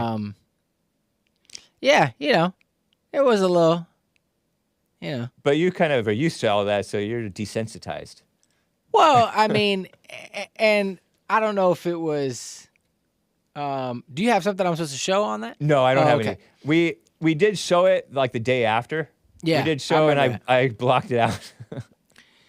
Yeah. But it was like a guy who had the quartering, who's been on the J.C. Lee Fallen State with J.C. Lee Peterson. He had like this 6-second clip where she's just putting her hand around her private area. Yeah. And it's a 6-second thing, so it's just looping over and over again. So it might have just been a 6-second portion where she was doing that, and then the whole rest of it, she wasn't doing anything. Yeah. So, like, it made it seem worse to me that he was, like, highlighting it like that. I'm like, ugh, I don't want to look at that. But anyway. Honestly, it could have been a lot worse. Right. Yeah. I think what she was wearing, I mean, probably due to her being pregnant, was, I suppose, modest. As decent as possible with being pregnant. But Yeah. it could have been a lot worse, I think. So people submitted complaints to the, federal regulators, FCC, I would guess? Yeah. Federal Communications Commission. And, you know, like, kids watch these things, but it seems like every time they have, you know, somebody called my show about the Janet Jackson one where she kind of, they called it I don't know, whatever they called it, whatever. But she showed too much, and supposedly it was an accident. No, people speculate that it may not have been. But they're just these are like some of the worst people in general, you know? Like, they don't set good examples, and they speak up for the wrong things. I remember Beyonce was dressed up in black and had these Black Power type people, Black Panther types. And it was like, and they're kind of anti-police and supporting Black Lives Matter. That's worse, arguably, I don't know, than the sexualized. And she was kind of half naked too. JLP was talking about how she was half naked, I remember. Yeah. And I think but yeah, it's, you know, kids do or used to watch it. I've lost interest in even watching the Super Bowl at all. I used to like to watch it as a kid, and then I learned that the commercials were really good, like funny sometimes. Like the frogs, Bud, Wise, I'm like, whoa, commercials are actually entertaining and not annoying. That's true. On the Super Bowl. Yeah. Whatever. Yeah, I mean, I don't know. I've actually went back and watched it again, and yeah, it was pretty good. I was just more upset from a creative standpoint. I think that the songs she sang, yeah, I don't know. I think it could have been a better song selection. Yeah, and just like the order and. Did she sing that one about hopeless place? You know what? I don't think so. Oh, she didn't sing that one? Did she sing? I don't think so. That's what's so. I don't know. I could be wrong, but I don't think so. I like that song. I feel like there was a lot of missed, yeah. And then she did certain songs that I don't think it was for that platform. Oh. I don't think I don't know. I just think it was like they were too somber, maybe, or. Not somber. Or just like she almost has two songs that are exactly the same to me. Oh, okay. That are like basically strip club type songs. Oh. And it's just not, I don't know if the one isn't even that popular. And she opened the show with it. Oh. And I'm just like, that was a mishap. Yeah. In my opinion. Yeah. But. And you really like her music. I like who she, yes. You like her aesthetic, her musical aesthetic? Yeah, I like what she represents as like, I like the character she represents. How do you mean by that? Out of curiosity. Like I'm not a big fan of Billie Eilish's music. Okay. But I like her, like, avatar character in, like, the game of life. Like, that character needed to be there. Okay. Like, I don't know if that makes any sense. All right. Yeah. I think it kind of makes sense. Yeah. Cool. I mean, I always liked the songs that came out on the radio from Rihanna. Yeah. And then I heard that she forgave her father on the Jesse Lee Peterson show, of all places. I heard that she forgave her father after the Chris Brown successfully defended himself against her. Yeah, that's for sure. Yeah, I remember that. I think that was maybe a little too successfully. I'm not sure. An Oprah Winfrey or. Oh yeah, that was talking to Oprah. Or that other lady, that impersonator, Gail. Oh yeah, Gail King. Yeah, I think it was talking to Oprah, and Oprah kind of messed it up, but JLP's like, yeah, she's right. She needed to forgive her father. Yeah. So, what a mess. But it wasn't politicized. That's nice. Really. But it was degenerate enough that people complained. I don't know. I haven't watched it, so I can't really say other than that 6-second clip or 3-second clip that looked kind of bad. Yeah, that was the But worst. what do you expect?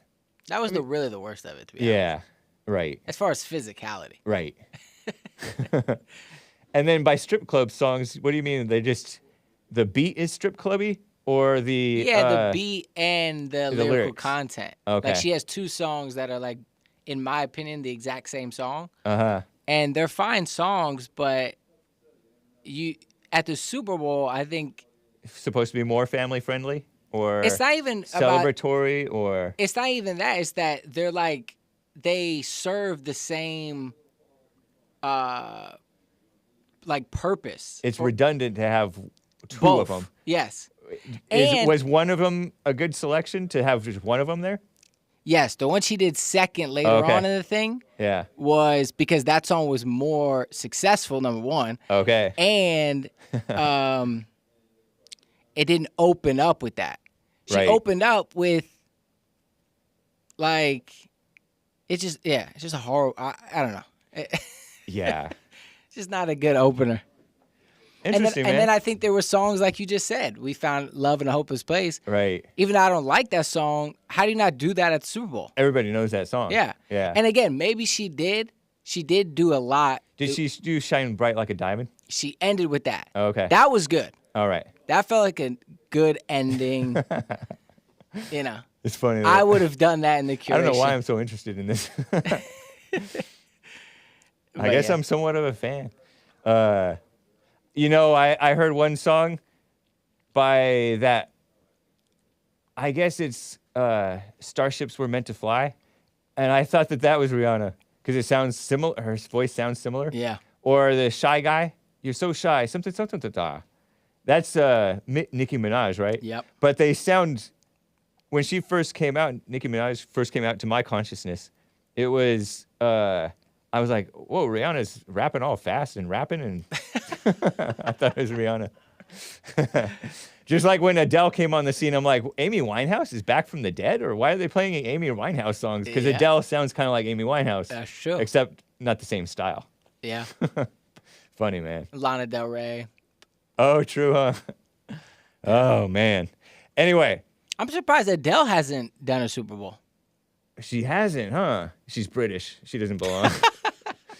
This is American. Yeah.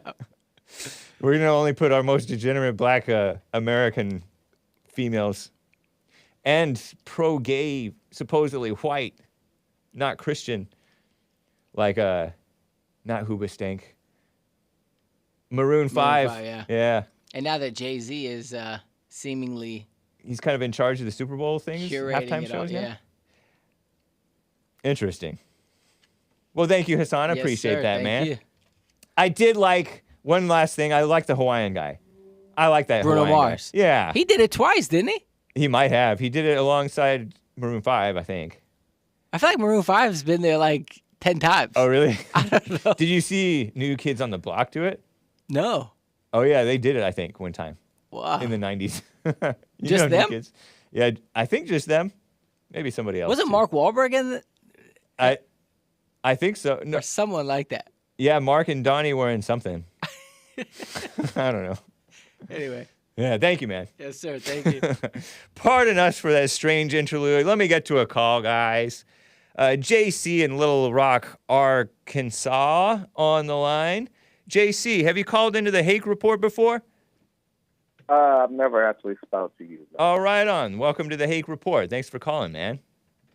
So I'm in the chat as Jalen 8. I'm the one that keeps telling you to represent your rebel flag. And Oh, nice. You out. Yeah. Yeah. No, please be more free and stuff because I want you to be canceled. I dislike your videos every morning. Really?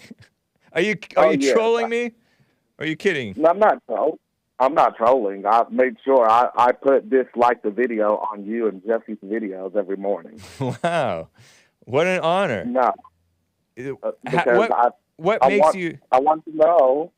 Oh, go ahead. I'm sorry. What makes you so interested? What makes you so dedicated to doing that? So I discovered Jesse's show about 2 months ago when he was like interviewing Tiffany Pollard and stuff, and she was one of my favorites.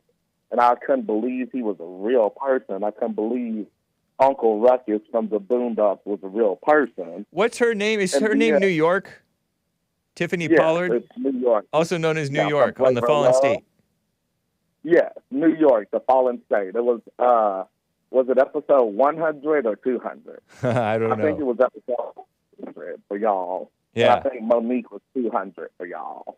Okay. Anyway, I'm not saying I'm a fan because I'm going to ask you what your hatred from black people, like where did that come from? That's a big thing that I'd like to know, James.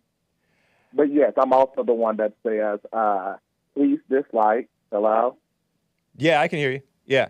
You're saying you always tell people please dislike. I totally thought that you were a white person who liked the rebel flag. No, I want you to put the rebel flag up because that means you won't get monetization, and that means you might get canceled more. Right. And if that can take away your income and make you silent, then yeah. Man, that sounds a little bit malicious. Chat, can you guys hear him? Press 1 if you can hear him fine, if he's loud enough. Press 2 if it's too loud. Press 3 if it's too quiet. Maybe we'll turn him up. I don't know if you're able to. Make sure you're close to your phone so you come across loud and clear, JC. Okay. Thanks, man. And I can also speak louder. Yeah, that too. My thing is, you call me malicious. I think you are a terrible, horrible person because you claim to be a Christian, but you have a lot of hatred in your heart. I want you to also understand, I'm also a Christian. I do not hate you. I do not hate Jesse. I strongly dislike y'all, and I strongly pray for y'all. But y'all spread some horrible rhetoric that is just horrible, and you all call yourselves Christians. You should be ashamed of yourselves. But maybe you're not used to hearing people talk normal. You're from Arkansas. How does this sound hateful to you? Arkansas people, isn't that the South where people speak freely? How old are you, if you don't mind my asking? I'm 29, and we're referred to as Arkansans, what Joel wants to call us. Right. Yes, we very much speak freely. We all speak freely. I did not criticize you all utilizing your freedom of speech. I'm glad that you do that. But people in the South are supposed to be more sensible. That. Like people in the South know that having criticisms for how bad the blacks are pretty bad off, and it's like an emergency, and it's been an emergency for decades, and it's only gotten worse. It's kind of like the immigration situation. Horrible you sound. There you go, showcasing those wonderful Christian values of yours. But it is Christian. But it is kind of Christian to be. It is what? Christian to be saying the things that you do about black people, the criticisms that you say about different races, not just black people. First of all, let me respond to, as a black man, let me respond to what that student did. That student, not because he's a black person, was in the wrong, but because he was a horrible person. Oh, the guy who just mistreated his teacher. Right. I know, but this is so common. The problem is this is so common. There's so many horrible people among the blacks who are attacking white teachers and white people and one another. It's an emergency. How much is your soul, sir? How much is your soul that you come on here every day and you've been doing it for years to just criticize and attack? How much is your soul really worth to just actually feel like you're this horrible of a person? What's horrible about it? What's horrible about pointing out the horrible? What's horrible about being a racist? What's horrible about spewing hatred? But what's hateful about it? Sorry? But what's hateful about it? I'm pointing out that this is what's happening. Like, for example, Scott Adams talked about how, blacks hate whites. And this is what's happening too frequently. This type of violent crime against whites. You have to, he's pointing that out, and I'm pointing out, yeah, he's right, look at this. And statistically, it's out of control, too. Huh? He's the one that said, don't continue to help black people, right? That's what the clip you showed today? Yeah, because every time he helps, he's just called racist for it. See, that's horrible. First of all, you shouldn't let somebody corrupt your mindset. You should help people just because you want to help people, not because of the color of their skin or I agree. Whatever creed they are. Yeah. You should just strive to be a good person and stuff, not to just try to say horrible rhetoric for views on YouTube. But I don't say it for views. I say it because that's how I see it. I'm not selling my soul. Like, you imagine that I'm selling my soul for money or something. I'd make more money if I were more palatable. I wouldn't be demonetized if I weren't truth-telling. And I'm not talking about people like Joel or Jesse Lee Peterson. Joel. I know. Since he calls my state Arkansas or whatever, right. I misspell his name. That's funny. Mispronounced, yeah. But, so you really, and I really also feel like you have a fetish for black women. There's something when it comes to, black women, I feel like you actually want to date one, even with your Klan hood on, which is a weird thing. They're mildly attractive sometimes. But it's not fetish. Don't call it that, man. It sounds all sexual. But anyway. Clarify this for me. Okay. What is it about black people in your life that made you start seeing us in a different way? I've noticed that you guys throw around the word racism. It's kind of like what Bryan Cranston said in that clip. It could possibly be construed as racist. It meaning blacks think that they can read whites' minds and call us racist as if they know what we're thinking and what's in our hearts. But you also... And so, when blacks are doing that... What's that? You used to also openly say the N-word. You used to also... you refer to us as the black, as if we're an inferior being instead of us being an equal race. No, but that's your mind. I'm not saying the blacks as though they're inferior. I say the whites, too. The whites, the blacks, the Asians, the Hispanics, the Muslims, the Christians... I use that term. I interrupted you on my question. That was my fault. So, go ahead. What was it like in your life where you were feeling different about black people outside of us claiming to always call racism? Outside of that was a shocking thing to me, to be like, and then people. Okay, so one is that blacks will call stuff racist that's like nowhere in anybody's normal imagination racist, and then whites started and Hispanics start treating blacks like they have this sixth sense where only blacks can detect racism. How did you feel about this as a black person? Whereas, yeah, I'm interested in what you guys think, but I'm not thinking that you have this magical detection of what's racist and what's acceptable and what's not and all that stuff. And the same thing with like the double standard that you just mentioned about the N-word. Who cares about the N-word? Nobody. I do. You do, so you don't say it? No, I don't. You Not never as a say it? black man. Do you get mad when other blacks say it? Oh, I mean, I get mad, and just because I'm a person that's like, if we want the word demolished and stuff, we have to also take control of the word that we have freedom over. So, Right. as a black person, I really do not say that word.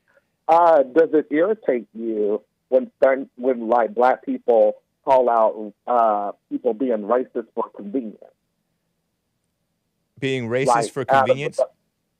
Out of nowhere, a black person will call a non-white person a racist just for their convenience. Being like, oh, they're a racist. They hate black people just because they're black. Does it irritate me when I don't understand your question. Say it again? Okay, so say me just randomly knowing you as a white person. Before I saw your show and know that you are a racist, I just randomly said, oh, you're white, you're racist, you hate white people. How would you feel? You're white, you're racist, you hate black people. You would be... You're saying, have I ever seen that, or... That would be me as a black man saying that to you. If I didn't know you before this show or anything, I just randomly walked up to you on the street and pointed to you and was like, oh, you're racist because you're white. You hate black people. Okay. How would you feel? How do you feel about when black people do that? I roll my eyes and I say, typical black, always crying racism over with no evidence, just like what they did to the guy who had the knee on the neck of George, Florida. George Floyd, you got to stop disrespecting the thing. You got to stop. I don't have to, man. I don't have to do anything but stay white and live. No, you really don't have to stop because, again, it's your First Amendment right. But it's disrespectful, and it's just showing how much of a Christian you are. But the people who say his name don't respect him. They respect him even less. George Floyd. The people who say his name respect him even less because they don't hold him up to a high standard of don't be so messed up on drugs and don't be acting erratic with the cops and don't be passing fake 20s twice and don't be so crazy. Would you like to know why I chose that example of you're white, you must be a racist? You want to know why I chose that example? No, why? Because of your boss, because of the clip of your boss, Jesse Lee, when he was randomly attacking that white woman at that rally a few years ago. Or was it? And you took that seriously? I saw that clip too. No, he was very serious. He also did the same thing in that courtroom you took that about seriously. Abortion. About abortion. He loves to claim people are racist and remember that he's black for convenience, but hates black people and denounce That's what you mean. And don't worry. And what's wrong with that? And what's wrong with that? He's pointing out what a joke it is. And what's wrong with what? Just using your race for convenience, but hating yourself otherwise? He doesn't hate himself. Oh, he hates being black. He will no, he doesn't. No, he doesn't. Doesn't he always say that? He's pointing out how silly the blacks are. He's showing an example of how silly the blacks are by using their race for convenience. The blacks do that all the time. He did that. Blacks do that all the time. And he got called out, and he has yes men like you to back him up. He has yes men like you to back him up. You think that he was serious in that instance. And you have no idea. You're just assuming that he was serious. He was in a court of law and he did that. He was in a court of law and he did that. What? You could go through your page. You could go through your page when he was talking about abortion a few years ago, and he just randomly I don't think it was abortion. I don't think it was abortion. I think it was no. I think it was no cash bail. What is SB 10? SB 10 was no cash bail. He's talking about this guy doesn't care about black people. That's accurate. He doesn't care about black people. He didn't call him racist, by the way. You don't care about black people. But yeah, I care more about black people than these people getting rid of no cash bail. The people getting rid of no cash bail are for letting the criminals back into the black community, so the innocent blacks are more at risk from the criminal blacks.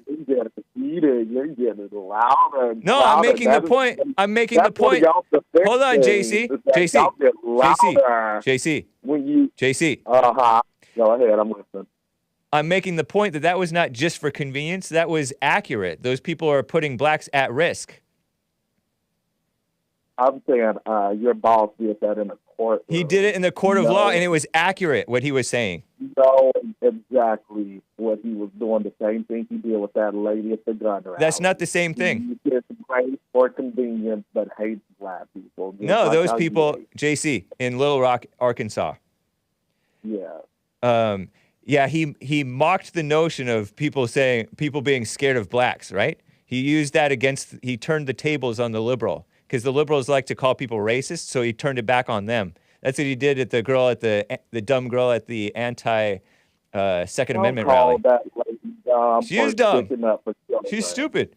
And then in the court, and it wasn't even in court, JC. It wasn't even a court of law. I'm going to put you on hold, JC, because you can't keep your mouth shut when I'm talking. It was not. Okay, you want me to put you on hold for real? Because I will put you on hold.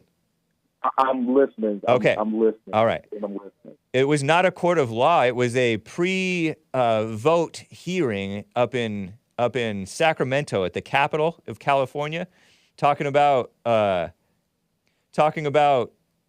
letting criminals out or criminal suspects out without having to post any cash bail, and that was not just for convenience. He was calling. He never called them racist. He said, you don't care about black people because blacks are the ones who are suffering the most from the crime that other blacks are doing, but it's beside the point. So that was absolutely correct. He wasn't turning the tables on them. He was telling the truth that very unchristian lawmaker, and I'm blanking on his name, up in California was pretending that he was helping the blacks when he was really helping the criminals. And pretending it was a race thing. He was saying, oh, black and brown. He disconnected. I didn't hang up on him. Well, thank you for your call, JC. He disconnected. I suppose you can call back, but what a mess. I think, though, JC, I think it's JC, right? Jalen B. I totally thought he was a white guy who was all into the white thing, who liked my beautiful rebel flag. I think what it is, man, is you have like a female mindset where you are thinking that you can read people's minds. I like black people. I'm honoring Black History Month. And it's ridiculous how out of control the black on white crime is, and this black on white hatred is, pretending racism is this real thing, when you guys are the most so-called racist people ever. Phony. But thanks for calling. You can always call, and I'll answer your questions. Anyway.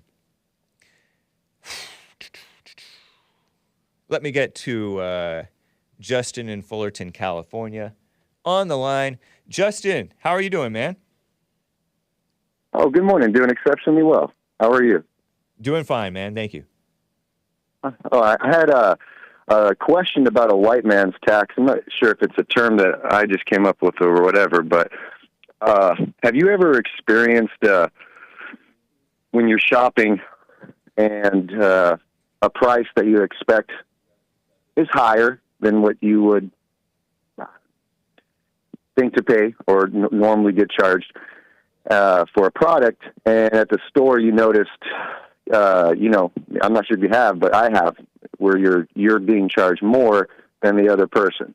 And you kind of get used to it, keep it to yourself, but thought maybe you'd ask another white person. And so I haven't yet asked another white person, but I was going to ask you, you're white.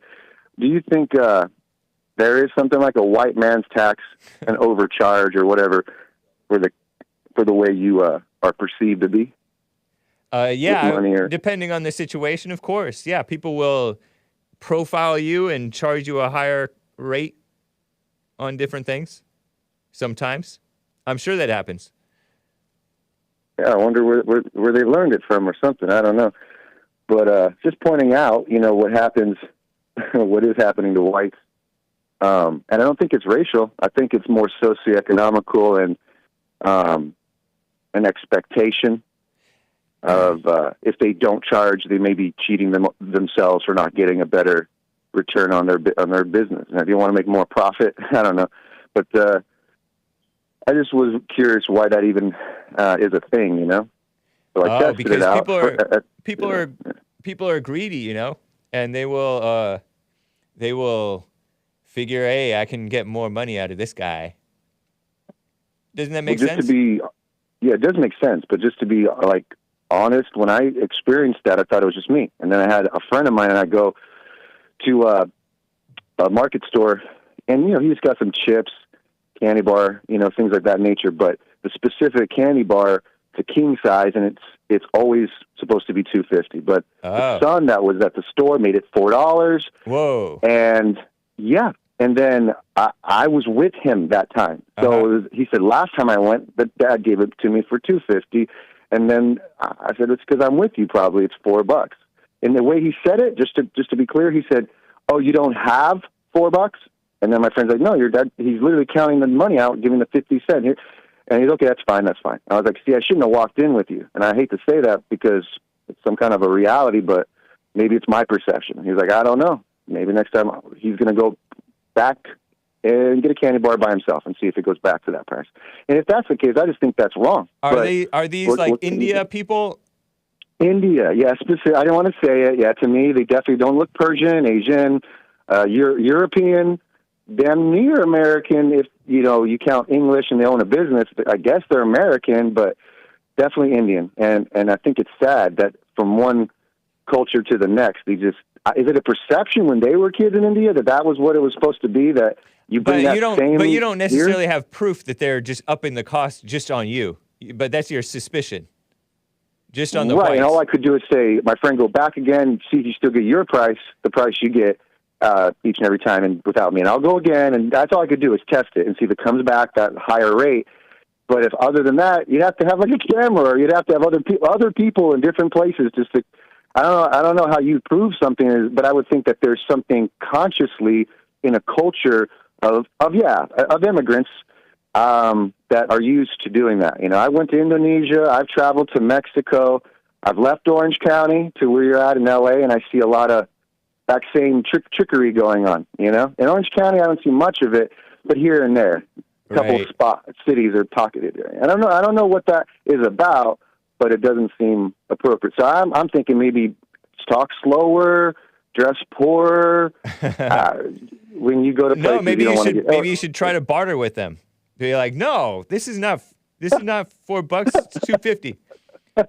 Use their intellect. Because some cultures do barter like that, and be like, no, come on, $2.50 or $2. Come on. Well, that's what my friend did. He was like, "No, what? It was just this last time." And the guy's like, "Well, you don't have four?" He said, "I only have." He's like, "No, I just." He said, "Last time it was this. That's what your dad charged me. That's what it is." And he's okay. He gave in. Yeah, because he didn't because my friend who's a minority didn't give up and said, yeah. What about last time? And so I don't know. Is it whites? We're just too used to the idea that we got to take care of other people to hook them up. Some whites are overly trusting or weak or just pay it without questioning or just want to hurry up or they have the money, or they don't not really paying attention, and all kinds of different things. So I think that whites are seen as an easy target if what you're saying is accurate, and I wouldn't doubt it. I wouldn't doubt that this type of thing happens, and especially to whites, because they see whites as suckers. Yeah, and I'm wondering, is that true that there's a view that you're just a sucker, not negotiating, or is it the view that you are wealthier, richer, more powerful, so I need to take from you, and you owe it to me? That too, I'm sure that some people think that way. I wouldn't doubt it. Yeah. Well, that's a sickness that needs to get cured, and you can't cure that with education or with money or citizenship. You can cure it by protecting yourself and maybe not even going to convenience stores in the first place if you can help it. Yeah, yeah. Because better to go to Ralph's or Stater Brothers. Yeah, you end up paying through the nose anyway. I mean, Ralph's is, and Stater Brothers. I'm sure those people are. I would imagine those are big enough commie capitalist companies that they're screwing America too. Sorry, kids. You know what I mean? Probably bigger ones out there like Walmart. Probably bigger ones like Walmart, where they transport items that were done from slaves and literally. I'm okay with slavery. Their country, so we can purchase something. I'm okay cheap. with slavery. My only issue is that Walmart is I don't know. They pull different shenanigans. Like, what do I not like Walmart for? They cave to the getting rid of guns. Yeah, they did that. Stuff like They're that. not union. They're not union. I'm okay with not being union. That's good. Do you shop at Walmart? Rarely. But I'm not against it. It's just that there's not one nearby. I just go to Vaughn's. Yeah, nobody's against not saving. I mean, nobody's not against the No, I idea mean, of I boycotted money. Sam's Club after they did that thing against the woman who was accused of saying the N-word. Oh. I boycotted them for a while, but I'm just... Well, what I noticed is Costco is the only big box store, not like Target or Walmart, that doesn't have a big problem with crime and big RV campers outside with homeless people. Because Walmart doesn't tell those people the way at night, lets them sleep there. A certain demographic of people are seen there. The worker gets $15 an hour to say, welcome to Walmart, and there's high crime. Costco, you mean? Oh, okay. Yeah, Walmart, interesting, man. But not at Costco. You get arrested at Costco. Quick. Nice. I did not know that. That's not to do crime. And I heard that Costco was owned by a liberal. I could be wrong. Owned by a liberal. Oh, well, okay. I know Starbucks is a very successful business, and owned by a liberal. He's a liberal. Yeah. He's a liberal too. Yeah. Yeah. Now, liberal thoughts are fine. I'm more of a moderate, but being conservative or being a moderate or whatever is what makes the whole face of America. You can't have a segregated group of people that say we're the real Americans. No, so there's just a certain more people are likely to have liberal thoughts or a libertarian mindset, and where others may have more of a conservative, whatever terminology you want to come up with. But these terms are the face of America, and our indigenous people, the ones that were pilgrims that founded the country, were the indigenous people, but they somehow, together with the natives of this country, Indians or whatever you call them, found a way to make it work out. And there's just a lot of nativist reactionary crime toward the white perception. And I think the white perception is that they're not American, and you're the true American, and there's a buck back against that, as opposed to where in the beginning assimilation was what was prouded: one country, one language, right? You know, and under one God. And that kind of stuff has changed, and therefore the face of Americans has changed, and we've been perceived as arrogant, loud, this, that, the other.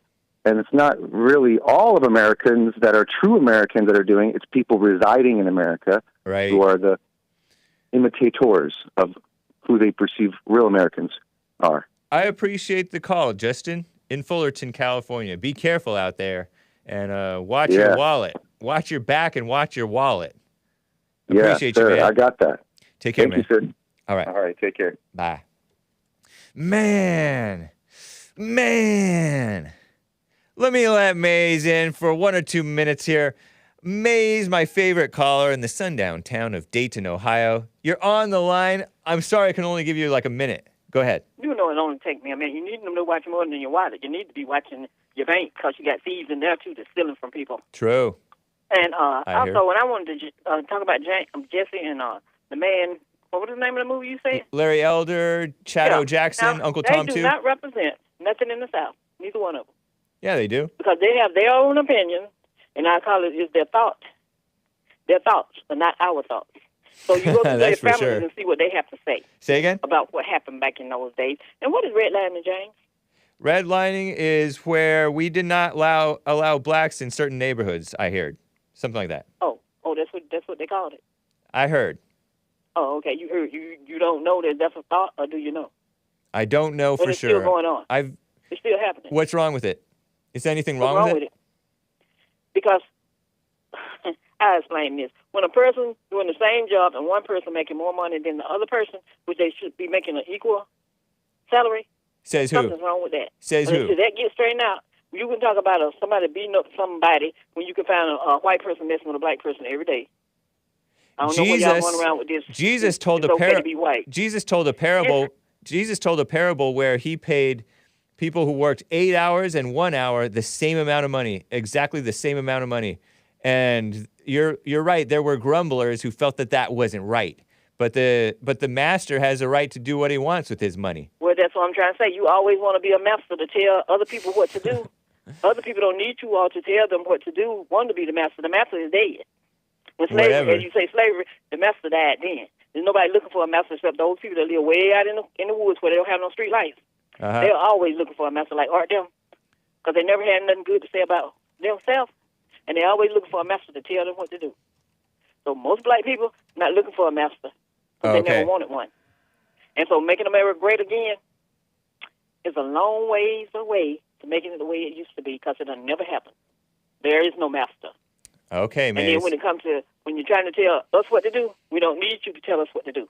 We know how to think for ourselves. And tell them shorthand writers that's in this chat, write words and not shorthand. What's wrong with with the IQ? Okay, you have a good one. Thank you, Maze. Appreciate you. Take care. Shout out to Maze. Let me double check the super chats, guys. Evil is real. Gave a super chat saying the bad guts, I think he meant bad guys, win in Inglourious Basterds. Sad face. Yeah, probably so. Or, lots of losing. Lots of losing in the world. Guys, this has been the Hake Report. I appreciate you joining. Just double checking for super chats everywhere else. So many places to check. I'm Troubled in Mind by Spiritual Workshop Paris. Happy Black History Month. Adios, America. When